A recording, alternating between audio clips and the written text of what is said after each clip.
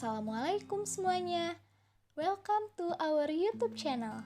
Kali ini kami dari kelompok 5 berkesempatan untuk mereview sekaligus menganalisis film Golden Slumber berdasarkan teori Psycho and Law. Eits, by the way, jangan lupa like and subscribe ya guys. Nah, sebelum menganalisis, berikut sinopsis film tersebut. Golden Slumber mengikuti kisah Kim Gan-woo, seorang pengantar paket atau kurir yang baik hati dan suka menolong. Suatu waktu, Gan-woo diajak bertemu oleh kawan lamanya yang bernama Mu-yo. Di tempat mereka bertemu, tiba-tiba terjadi sebuah ledakan hebat yang menewaskan seorang politikus penting sekaligus calon presiden. Mu-yo kemudian memberitahu Gan-woo bahwa paket yang akan dikirim hari itu berisi sebuah bom. Usai peristiwa ini, Gan-woo tak lagi bisa menjalani hidup dengan tenang. Ia selalu dikejar oleh pembunuh bayaran yang disewa seorang politikus lain untuk menghabisi nyawanya. Tak hanya itu, saat Gan-woo tengah sibuk menyelamatkan diri, tiba-tiba muncul sosok lain yang sangat mirip dirinya. Sosok mirip dirinya atau Gan-woo palsu ini adalah orang lain yang telah melakukan operasi plastik dan mencuri identitas Gan-woo. Gan-woo palsu juga telah dijadikan tersangka kasus terorisme pembunuhan calon presiden. Munculnya Gan-woo palsu ternyata adalah bagian dari rangkaian konspirasi politik yang ingin menjadikan nama Gan-woo sebagai umpan pengalihan isu.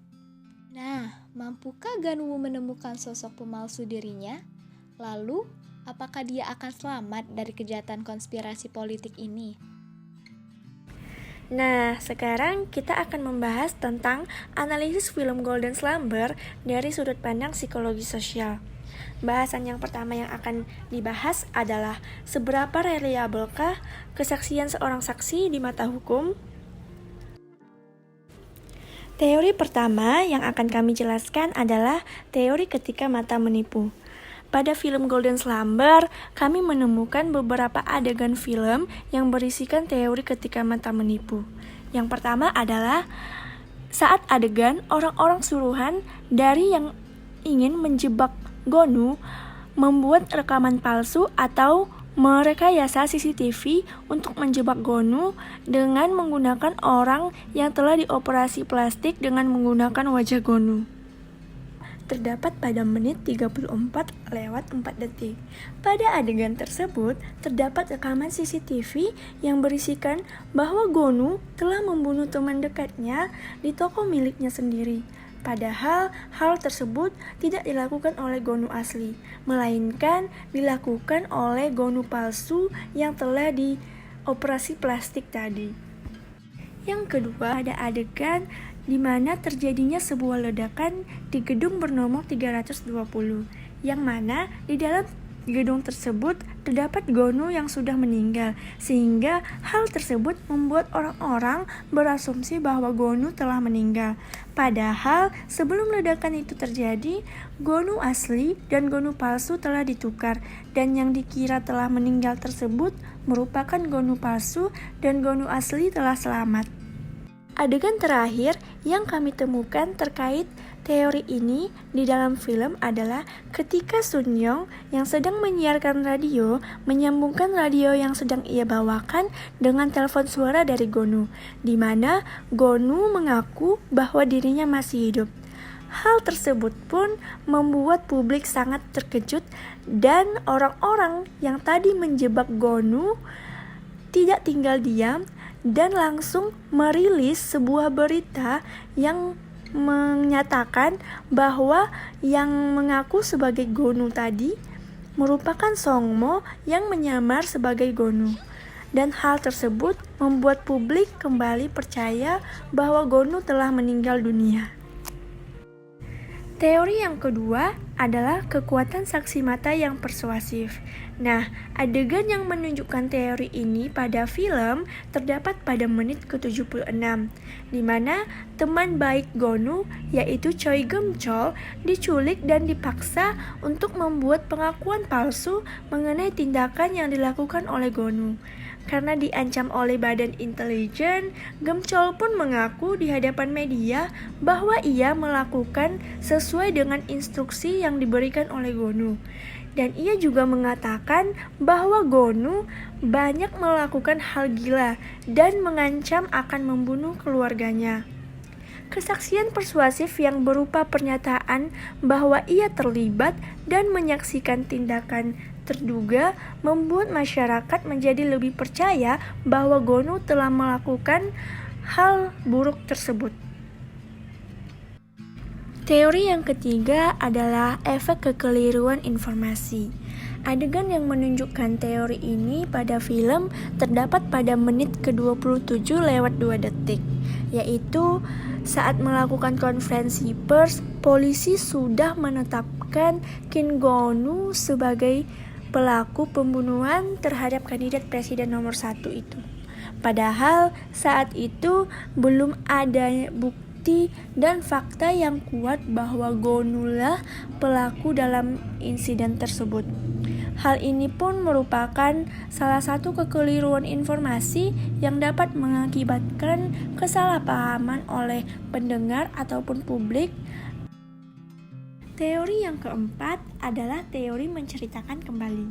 Adegan yang menunjukkan teori ini pada film yaitu saat Gonu dibantu oleh temannya atau lebih tepatnya mantan istrinya Sunyong untuk dapat berbicara dalam siaran radio yang bertemakan lalu lintas yang selalu dibawakan oleh Sunyong. Dalam siaran tersebut, Gonu pun menceritakan ulang bagaimana proses ia bisa dituduh sebagai pelaku pembunuhan kandidat presiden nomor 1 di negara itu. Teori selanjutnya adalah teori mengurangi kesalahan. Adegan yang menunjukkan teori ini pada film terdapat pada menit ke 1 jam 12 menit lewat 10 detik, yaitu saat adegan di mana ayah Gonu yang sedang diwawancari oleh wartawan, kemudian ayah Gonu pun menyatakan bahwa anaknya tidak mungkin bersalah atau tidak mungkin melakukan hal tersebut karena ia lebih tahu bagaimana sifat asli anaknya. Bahasan kedua adalah faktor lain yang mempengaruhi juri. Teori yang kami temukan pada film adalah teori karakteristik terdakwa, di mana pada menit ke-76, teman Gonu, yaitu Choi Gemchol, diculik dan dipaksa untuk membuat pengakuan palsu mengenai tindakan yang telah dilakukan Gonu. Karena diancam oleh badan intelijen, Gemchol pun mengaku di hadapan media bahwa ia melakukan semua sesuai instruksi dari Gonu. Ia juga mengatakan bahwa Gonu banyak melakukan hal gila dan bahkan mengancam akan membunuh keluarganya.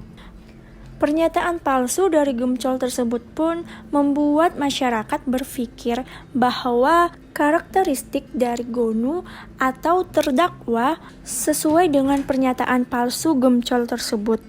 Lalu selanjutnya adalah pembahasan yang ketiga atau yang terakhir, yaitu bagaimana pengaruh kelompok berefek pada juri.